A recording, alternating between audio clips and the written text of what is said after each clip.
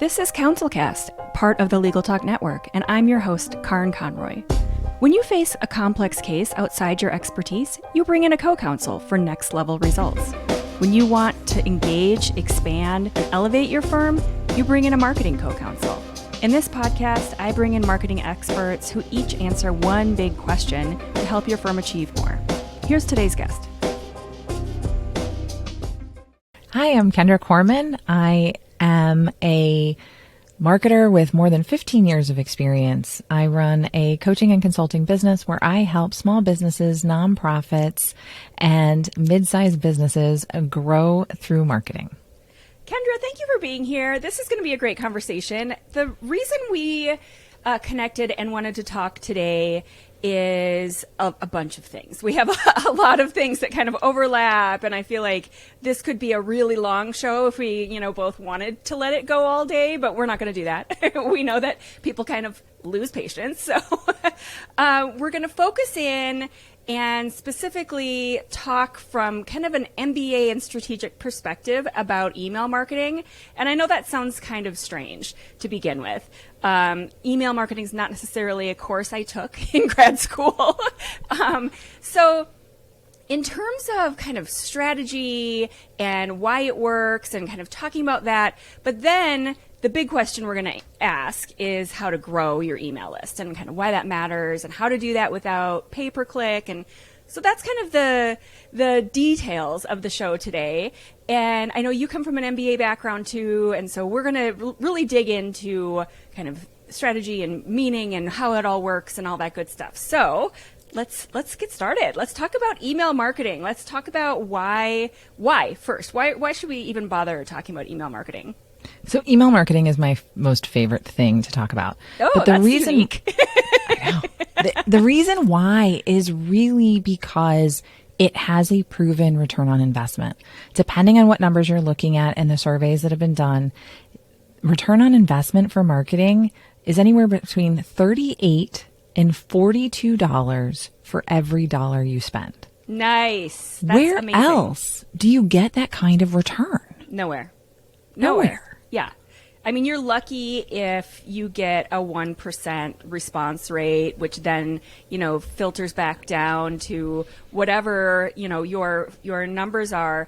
But you don't see those kinds of double digit numbers anywhere. So no. So why is that?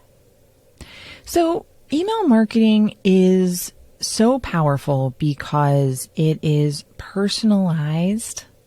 It can be personal, and you're reaching people in something that they consider personal, their email inbox, right? You get junk mail in your box at the end of the road.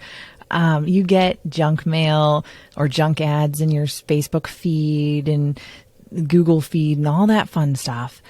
You don't accept it as much in your inbox. So when you will invite somebody to be able to send you marketing emails, you want to hear from them.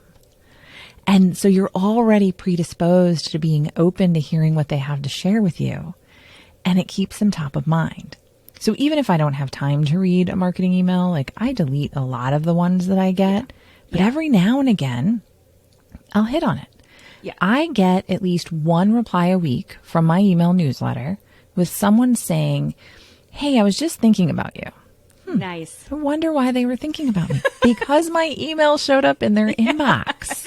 It's a mystery. Exactly. So it keeps them top of mind. And unlike social media, everybody's in their email all the time. Yeah. Right? Yeah. How often do you spend in email? I mean, it's hours a day. Yeah.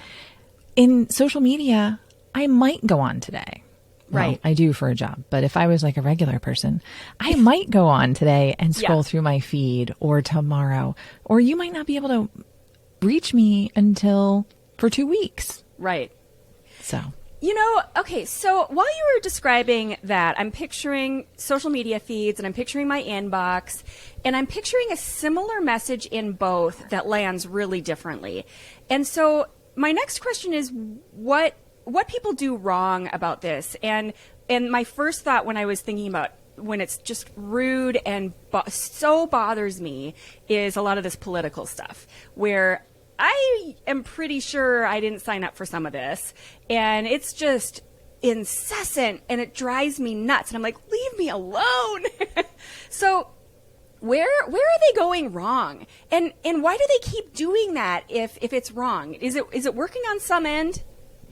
So to some extent it does, unfortunately. But if you do non-permission based marketing, which is a worst practice, if we're going to talk about best practices, worst, yes. So if you are buying lists or getting lists from things or taking assumed opt-ins from a third party, those types of things, those are just bad practices. And that's the feeling that you're getting from it. However, there are people that message is resonating with, and they are interacting with it. And people are looking at it as the easy way out. Yeah. But overall, in the end, it's not nearly as effective. And it actually ruins your relationship with some other people that could potentially be clients. Yeah. So is it just because politics has got such a short lifespan, and so they just don't really care about coming across the wrong way? It just seems so strange to me that they would not care that they're doing so much damage, potentially more damage than good. It's a short window. Yeah. So they are trying to beat the clock. And if they lose some, they're still top of mind with others. Yeah. And that's really what it comes down to. Okay. For them. So that's obviously obnoxious, and it's not really the lessons that we want to follow. So let's talk about what they're doing wrong and what you kind of mistakes that people make that we shouldn't be doing. So one of the things that people should not do is send email blasts. I hate that word. It is not a blast. You are sending you're sending an email, right? You don't send a blast from your Outlook or your Gmail, right? You're sending an email. I'm still getting it in the same place, whether you're sending it from your Outlook or an email marketing system like Constant Contact, ConvertKit, wherever.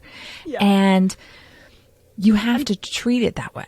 I'm picturing like this 80-year-old, like that's such an ancient word, an email blast. It's like, go get me the yellow pages. I need to send an email blast. It's so old school. But it's what they do, right? Yeah. So that's one of the issues, is that they view it as a blast. Don't view it as a blast. This is a very personal source of information, so you want to make it as personal as possible. Yeah. So having it personal and personalized is really important. Mobile optimized. Yes. I build all my email newsletters on my desktop. I look at every single one of them on my phone. Yeah.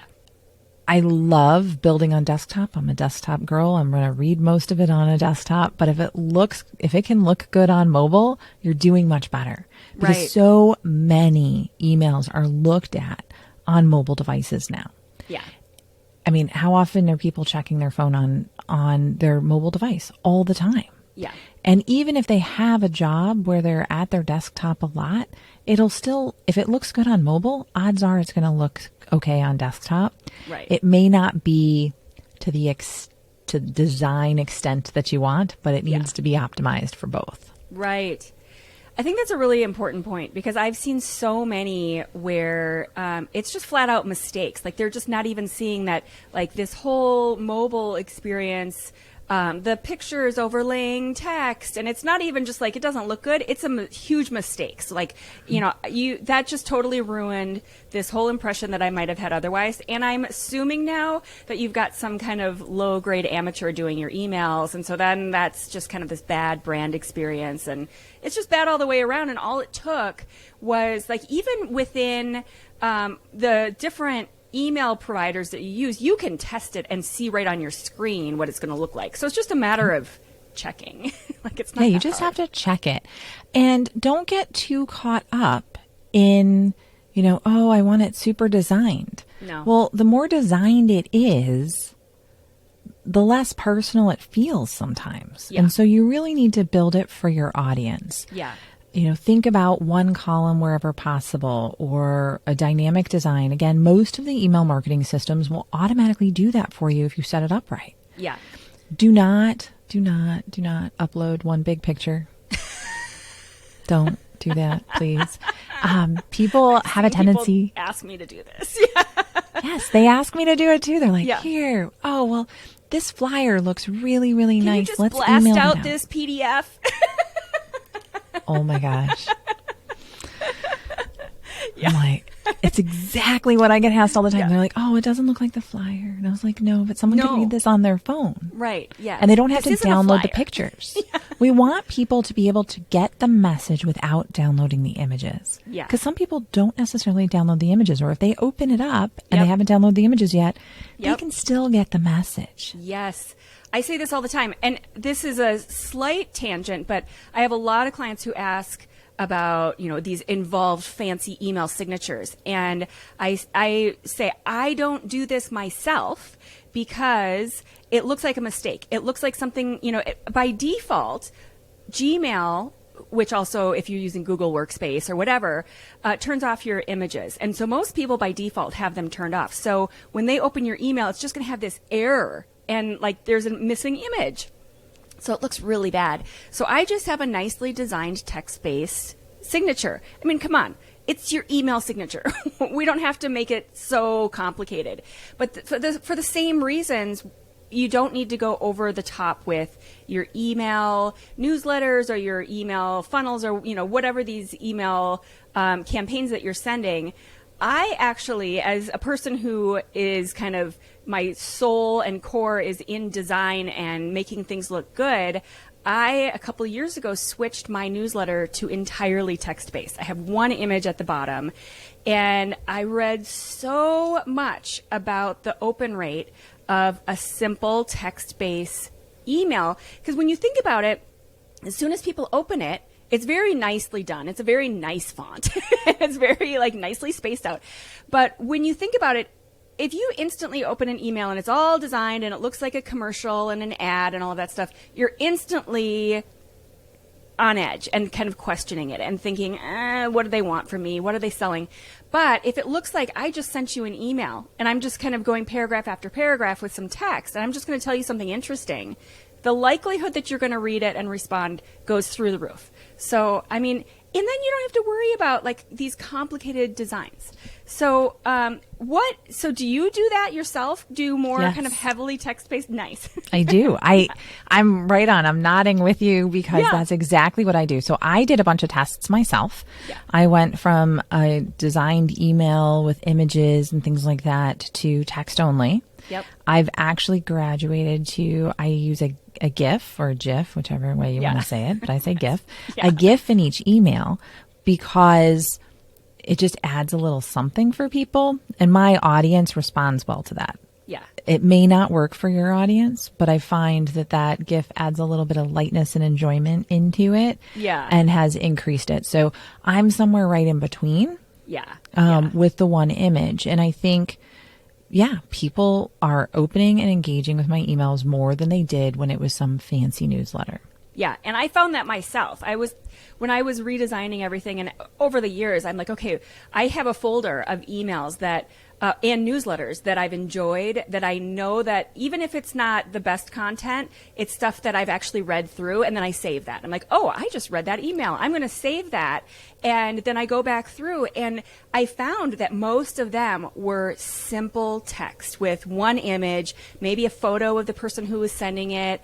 So I put it's all text, and then I put one image with a link to our podcast. And so it kind of talks about a recent episode. And that's Which it. is fantastic. And what you're doing is a great practice to have. It's called an inspiration folder. You can Yes. literally call it inspiration in your folders in your email and then just drag and drop it. So if Yeah. you see something that you like and that's engaging for you, drag and drop it over there and then go visit that when you're revisiting your branding and different things that you're doing. Exactly. And then you start to notice these patterns. And it's like, okay, well, look at all of these. This really worked. And they all have this one thing in common. And what is that thing? Okay, well, maybe I'll do that too. And a lot of them, I also noticed, I followed some big major brands where, their budgets are massive and they are, spending a lot of time, and they have these huge audiences too. And it's like, okay, if this brand is doing this and I'm responding to that in a certain way, and I liked that, then clearly they've done a lot of testing, and so why don't I just kind of take the work that they've already done and say, oh, okay, this is great. Let me do more of the same. No, it's a great way to utilize the mega research teams and that these larger companies have to apply to your stuff better. Right. Okay. So with that in mind, so we were kind of dancing around this idea of high text, low graphics, low, complicated design, being a higher conversion. But let's talk more specifically about what are the things that actually convert? How do you get people to respond and grow that list in more meaningful ways? So to get people to respond and engage with your emails, the less calls to action, the better. Yeah. I'm a big fan of the paradox of choice. It was a TED Talk that was done a while ago. I think he's actually wearing jorts in it, just for reference. So you do want to check that out.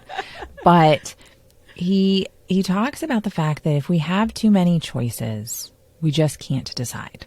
Yep. And so you want to give people as few choices as possible to take action in your emails. So for instance, for Karin and your podcast, it's one episode that they're clicking on and then maybe something else in the PS. Yes. I love PSs, by the way. I do the same thing. They're amazing. Yeah. But that's all they have. And it might be 2 places to click, but it's still one call to action. Yep. That's key. Every call to action you add reduces the engagement each time. Yeah. Now, it really falls off after 3. Like they've done all the research. All the big companies have done all of the research.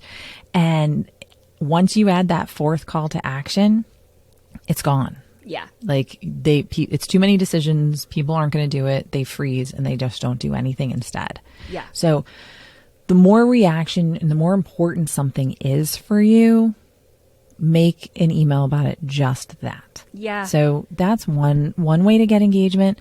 The other one is to segment your list. That is a huge plus because you want to write each email to one person. Yeah. You want to envision that person and the issues and what they're struggling with when you write your email. And again, that's that personal and personalized. It's not just saying, Dear Kendra, on an email. Yes, that's a personalization, but I want to feel like it applies to me. Yeah. So when I did a test for one of my clients, they have a lot of for-profit and nonprofit clients. We separated it. And when we were headed in towards the end of the summer, talking about Giving Tuesday and checking on your donations and all this other stuff that we were talking about and strategy related to that, when we sent that specific newsletter to the nonprofits opening the emails quadrupled. Oh, wow. Yeah. They got a ton of engagement because it was personalized to them. Yeah. We knew who the email was going to and what they wanted out of it. Yeah. Yeah. That is a key. And that's going to get you more engagement. Now, if you start adding a question in your emails and ask people to reply, it's not going to happen immediately. And you have to have patience with that. But you can also ask people to reply. Again, simple, not over-designed, single call to action. That's what's going to get you the most results. And so my next question has to do with how to get it to convert without it being salesy. Because I feel like in your first point about that decision and that overwhelm, I think the other issue with having too many calls to action is it comes across as cheesy and salesy, and as soon as people see that you're asking for some kind of a sale, they turn it off. They're turned off and they just kind of back away and whatever. So how do you do that in a way that gets those conversions but doesn't add all those extra calls to action and doesn't come across in that gross way? So you're writing to one person, right? Yeah. So if you start there, then you know what that person needs and you know the value that you can provide for them, right? And provide to them. That's the important piece. I never sell. I'm getting ready to head into a course launch for my email marketing course, and I'm going to send some, I'll call them sales emails, right? Yeah. But I don't view that as selling. I am adding value with every email I send. I'm answering a question, or I'm sharing insights and information in all of the emails that I send. So I look at it as coming from a position of value. And the value that you're providing to them, it doesn't feel salesy and it doesn't feel gross. So what would a call to action sound like in that kind of a situation where you're providing that value, you're talking about your course, like this is something you really need, or, whatever it is that a person might be talking about that is something that they need. And I understand that you've got these challenges and I've got this solution for you. But then what's that call to action that doesn't sound salesy? So sometimes it's hey, you know what? Click here and learn more and see if it's right for you. Yeah. Or perfect. Maybe it's hey, reply to me with any questions that you might have as to whether or not this is the right fit for you. Nice. Or here's a schedule a 15-minute meeting on my calendar so we can talk about if you're on the fence, if this is the right program for you. Nice. So give people opportunity to ask questions and engage. Again, you're providing value. Yeah. You've got so much that people overlook and don't do. And especially in the legal profession, people don't think about it a lot of times until it's too late, right? It's right. a little bit like insurance. You don't want it until you need it. Yeah. And by then usually it's too late. So you really want to think about, the value that you provide. And if someone doesn't hire you for your services, think about all of the problems that they could result in and all the lost revenue and money and personal issues, and it's huge. Right. And all the things that you're saving them from, and all those things that are at risk that they're not even thinking about because you've been doing this for years and years and you've seen what happens when they don't do the thing that you're providing. So okay, two other questions I have. The first one is, I saw that you talk a lot about how do you answer the question when people ask, well, most of my business is referrals. Do I really need an email marketing list? And I know what I say to this, but what's your answer to that when they're thinking, it's all my friends and my colleagues. Do I need to do this? So the answer is yes. Exactly. But when I answer it, I always use myself as an example because I focused a lot on working in my business and not on my business when I started out. And I've been in business now for myself for over 9 years. I'm headed into my 10th year now. And when I was focused in my business, yes, everything was referral, but referrals come and go. Yeah. You never know when someone's going to have a referral or need for a marketing consultant, right? Right. So not staying top of mind, not building that list was a problem. Yeah. It was something that I did wrong. And when I fixed that problem and actually focused on my email list, my business grew huge. Yeah. And it grew consistently. It was more in my control. Exactly. That's what I was just going to say. I also feel like they often don't realize what they're missing. And so it's your job to kind of inform them and let them know, hey, there's these things that you may be missing and I can help fix this. And you may be having the XYZ problem and you may not even realize this, but here I am. I'm here to save the day, to help you out. Exactly. So just sharing information with people because there's so much stuff that we just don't know and don't realize. Yeah. And so asking questions, answering questions keeps you top of mind. People begin to know, like, and trust you. Yeah. And then that's building that relationship over email allows you to build relationships at scale. Yeah. Which allows you to scale your business. I also find that the longer they have been around and they've been on my list, they think of themselves as a current client.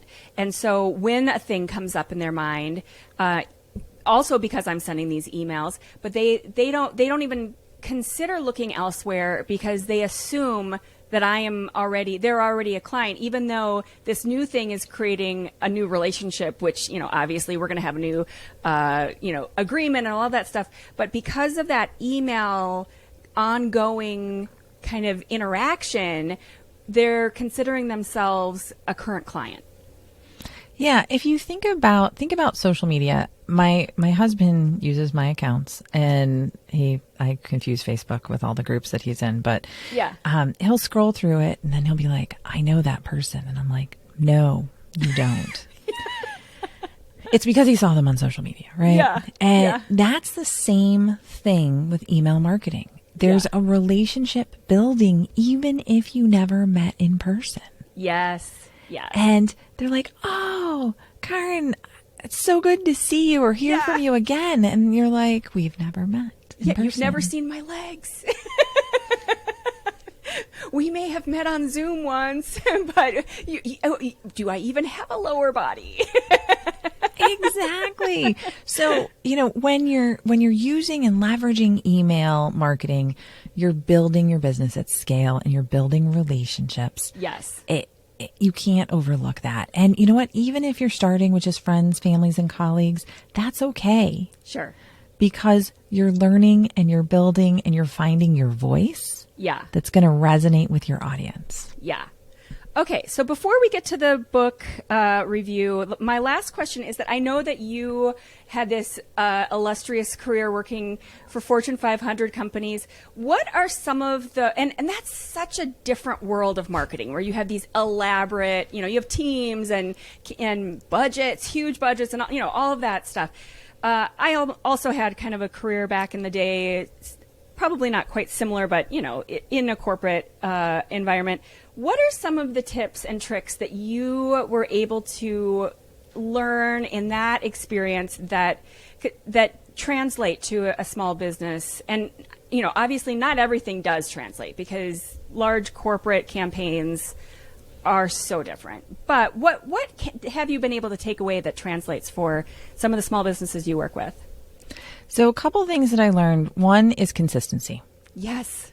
We were able to be consistent, partially because I managed 5 agencies. So they were able to be consistent because I wasn't doing it. Yeah, right. But, again, it's a struggle for small businesses. But when small businesses and smaller practices, when you guys focus on being consistent and showing up for your audience on a regular basis, they notice. Yeah. Maybe not to the point where they're like, oh, you're so consistent.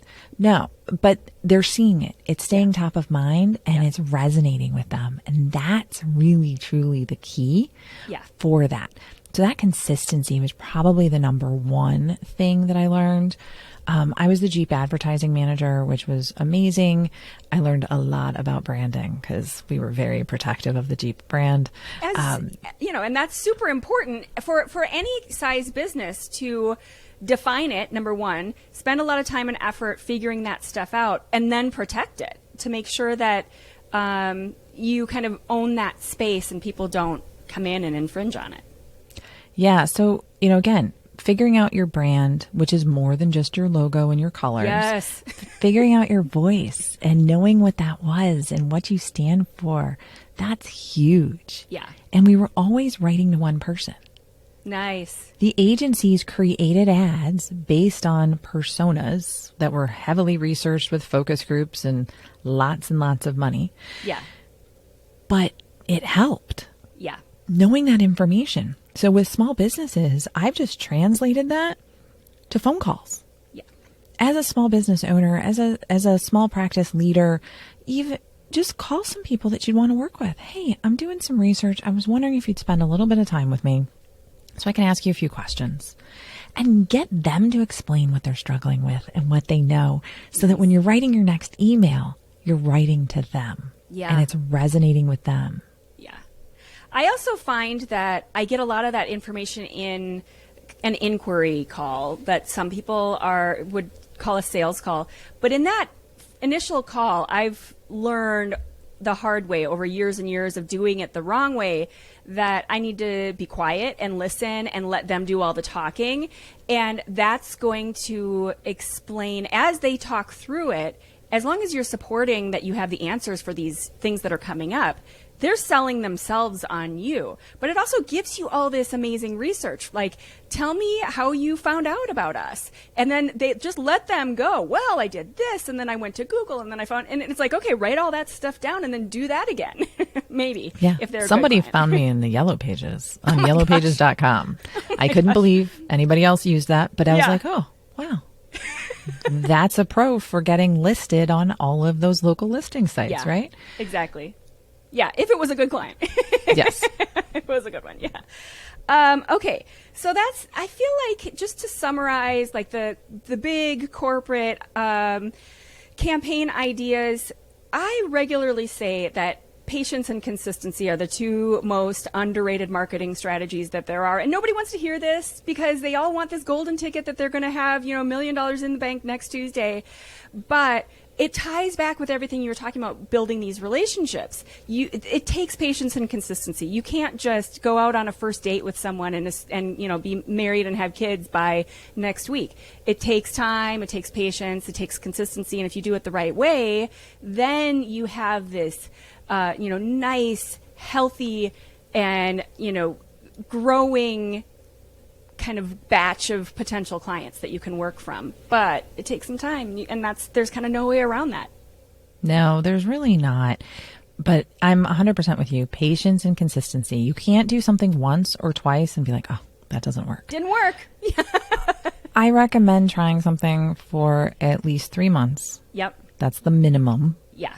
If you want to go longer, then that's good, but at least 3 months. And if you can do it consistently, then you can start making some adjustments and taking a look to see what's working and what's not working. But you can't say that something doesn't work if you haven't given it a consistent 3 months minimum.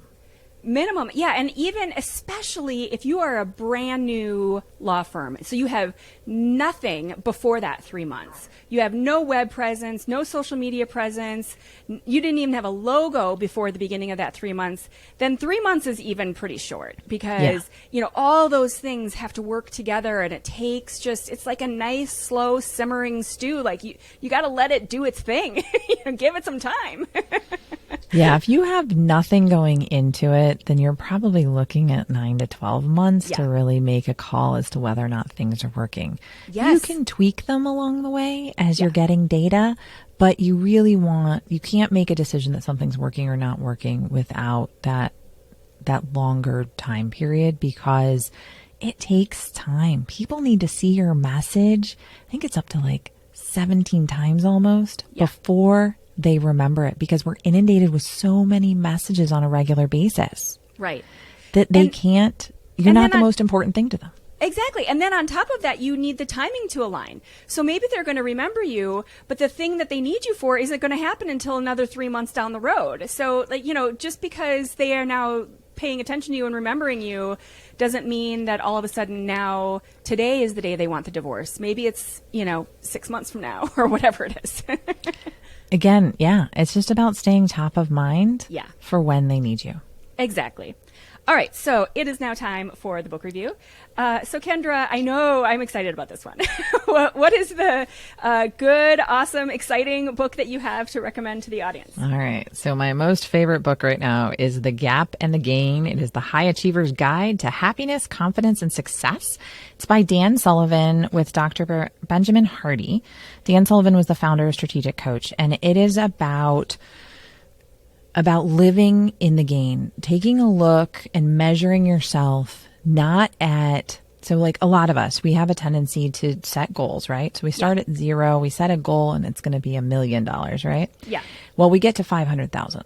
Well, we're like, we missed our goal. Right. You went from 0 to $500,000. Celebrate the wins. Yes, you can set challenging goals. Yes, you can still be a high achiever, but you still come from a place of the gain, right? A place of abundance, of saying, look what I accomplished. Isn't that really cool? Yeah. All right. How do we reach the next level next time? Oh, I love that. And it's always about learning and coming at it from that position of abundance and not constantly being upset at what you didn't achieve. The scarcity. So you don't measure yourself from your goal to what you achieved. You measure yourself from where you started to what you achieved. And that helps. I love this because you're talking about real results and the numbers and the data that you have versus this hypothetical idea that might not have been realistic to begin with. And so maybe this goal and these ideas, maybe your numbers were all off when you set that goal. And it's kind of like before I worked with lawyers, I worked with real estate agents. I worked at Century 21. And it's like people who are like, I want $5 million for my house. I was like, okay, let's price your house at $5 million and let's see what the market says. And the market will tell you how much your house is worth. And it's harsh sometimes, but there's no way around that reality. And so maybe that goal was you setting your house at a $5 million valuation and it was really worth like 800,000 or whatever the number is. And it's like, sorry, nobody's coming back with that number. Here's what you got. $800,000 is still amazing. And let's talk about what that means. And so it's like, here's the real numbers. Here's what the market is telling you. Now, how do you take those numbers and kind of adjust and tweak and refine and make it better so that you can get to that other number? Yep. And that's exactly what it's about. And it's about, coming from a place to be happy with where you're at. Yeah. To be content and happy yes. with what you've achieved. Yeah. It was funny. So I read this when we were on vacation and I kept saying to my father-in-law, I'm like, you're in the gap. And because I'd explained to him what the book was about. Yeah. And when I explained to him what the book was about, I'm like, he wanted a different room in where we were staying. And I was like, but we're in Mexico. Yeah. In this beautiful resort. Yeah. No, yes, it would have been better with the other room and the beautiful view, but we still had a beautiful view. Yeah. And there was a lot of pros that went with it. And he's like, okay, I'll try. And so instead of being upset that we were in a different room, we were happy to be together, healthy, yes. safe, on vacation. Yes. Glass half full. Yeah. Yeah. That's awesome. I'm looking forward to that. I'm definitely putting that on my list and adding that to, it sounds like such a perfect idea, even just in terms of strategy too. Like, let's recognize that you're going to start here. And then it's so important, along with patience and consistency, revising and reviewing your strategy is critical. And so if you don't kind of take a look at where you've come and what got you there and, continue to do more of that and less of the thing that didn't work, then you're missing, you're missing the boat there too. So you have to, make sure that you are adjusting with, whatever happens. So, awesome. So, Kendra, what's one big thing that works? For email marketing? However you want to answer that. Marketing in general, strategy, whatever. Yeah. Okay. So I say that the biggest thing that works is knowing your audience. Yes. It doesn't matter what it is. If you don't know your audience and you don't know what they're dealing with or what they're struggling with, you can't resonate with them. Yeah. Have you ever driven down the highway and you've seen a billboard and you've nodded your head? Or looked at a print ad and nodded your head, or got an email and saying yes when they answered a question and you asked a question and you're like, oh, they know you. Yes. You are their target audience. Yes. That is the holy grail of everything that you're creating. And that's what you need to have to help people resonate with what you're sharing. Yeah. You have to understand them and the struggles that they're dealing with, so that your content and what you're sharing and creating is helping them. Yes. And the more you know your audience, the better everything is. We were talking earlier about pay-per-click advertising and things like that. You have to know what they're searching for. Yes, right? Exactly. You have to know. So the more you understand your audience, I've found that this is the biggest gap that people have in their businesses and practices, is that they don't know their audience. And if you can't tell me what the final straw was that got them to call you, you don't know your audience. Yeah. Well, and you're just not listening. And so what's happening in those conversations where you're not listening? Are you just sitting there like regurgitating your resume? I mean, what's even happening? Like, I would pay to be a fly on the wall of those conversations. Like, I did have a woman a long time ago, early in the podcast on, who did these secret shopper calls where she would call, the law firm would hire her to call in and pretend to be a potential client. And I'm like, that is such a fun job. Like, that would be awesome. But imagine the stuff that she hears where she says, okay, I have this issue. You're the person who supposedly can fix that. And imagine what's happening in those conversations where they have not figured out how to listen. Yeah. Yeah. So understanding your audience is the best thing that works, because if you understand them and you're delivering content or emails or anything to them, you're winning. Yeah. Well, and everything drives from that too, because your messaging, everything on your website, your entire online presence, social media, everything should be speaking to that, not talking about where you went to law school and all of that other stuff. Like, that may matter at some point in the decision process, but it's definitely not up front and center. And I'm going to just tell one quick little story about like how I was this target customer. I have two small kids, and one of them was a newborn, and we had just bought a Volvo. So mom with two babies in the back seat, driving down the highway, and long story short, this Volvo turned into be a lemon. Like, they bought it back from us because it was so bad. I'm going down the freeway, the entire dashboard goes black, and I'm thinking, are you kidding me? In a Volvo? And they're probably not too happy that I'm mentioning their brand here. They did do everything right. We turned it around. But the whole experience and all my letters were from this marketing perspective. And I was talking to them about, I am your target client. I am the one who you are, every one of your ads is talking to me. And you've just totally blown it. Like, this is such a horrible experience, and I'll never buy a Volvo again. And, and they, they emailed me back, and they're like, your emails were really kind of painful for us to read. Like, yeah. But that's the example. If you know that your target client, your Volvo, your target client is someone like me, a mom with small kids, she cares about safety, she cares about that car working when she's driving down the freeway, then you need to meet all of those concerns. Kind of write them all down. What are the things that I care about? What are the things I don't really care about? Like, I clearly don't care about certain elements of the suspension system and all of those, the things that aren't going to be aligned with that. So, and then all your messaging and your email and everything is in line with that. So that's my little. No, and it's totally accurate and exactly relevant. And what you'll do is you didn't talk about your age. Right. You didn't talk about necessarily where you lived. Right. You didn't talk about a lot of the demographic details. What you told me outside of the kids is that you wanted your car to work you wanted it to be safe with your kids in it while driving down the highway. Yeah. That, we have a tendency to say, oh, our target audience is women ages 25 to 45. Yes. No, they're not. No. It's a woman or, with, two kids, with multiple kids, that cares about the safety of her child and her children and those of her kids' friends, whatever that happens to be, and needs reliability because she doesn't want to get stuck. Yes. And so those are the things that were keeping you up at night. Those were the things that you were struggling with.